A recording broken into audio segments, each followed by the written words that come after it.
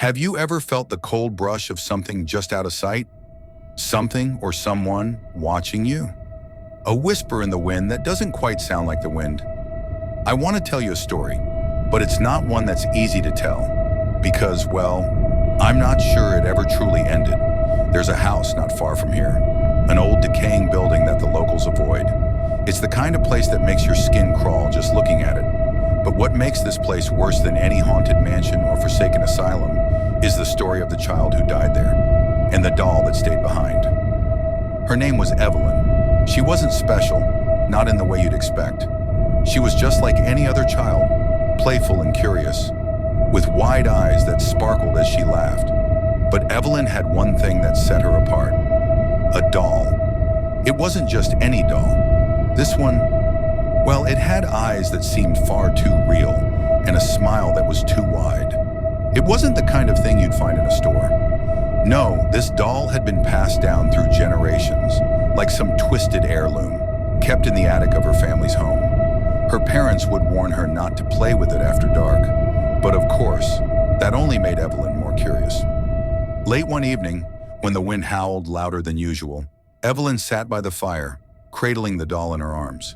She whispered to it, just as she had every night before, telling it stories that no one could understand. Her parents never thought twice, too consumed in their own lives, unaware that the doll was more than just a toy. One night, the whispers grew louder, and then the doll moved. At first, it was just a twitch of its arm, a small, almost imperceptible movement, like it was alive. But by the next evening, the doll was sitting up on its own. Her parents still didn't notice, brushing it off as their imagination. That is, until Evelyn stopped speaking, completely. Days turned into weeks, and Evelyn's laughter was replaced with silence. Her parents thought she was just in a phase, until the day they discovered her sitting alone in her room, staring at the doll with empty eyes. That's when they found it, the mark. A strange, black, swirling mark had appeared on Evelyn's neck. A shape, almost like a handprint, but no one had touched her.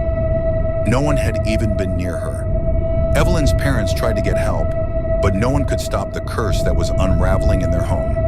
Doctors, priests, they all failed, until the night Evelyn disappeared, vanished into thin air, leaving nothing behind but the doll, sitting on her bed, smiling wider than ever. And her parents, well, they weren't the same after that. Now Evelyn's spirit wanders the halls of that house, always in the corner of your vision, always in the shadow of the doll. And it's not just her that haunts the house anymore.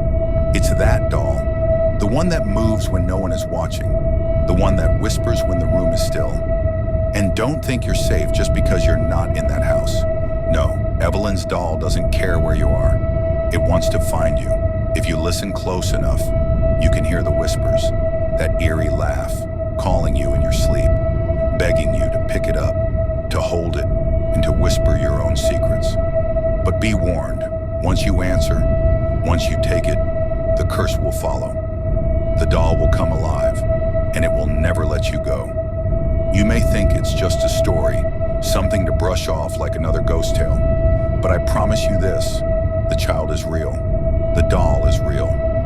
And tonight, as you lie in bed, waiting for sleep to take you, remember, it might be watching you right now.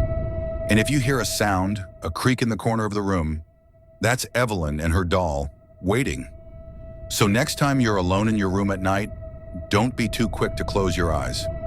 Listen carefully. You never know what might be watching you. And if you dare to visit the old house on the hill, well, I wouldn't be surprised if you find the doll sitting there, waiting for someone new to hold it. Someone like you.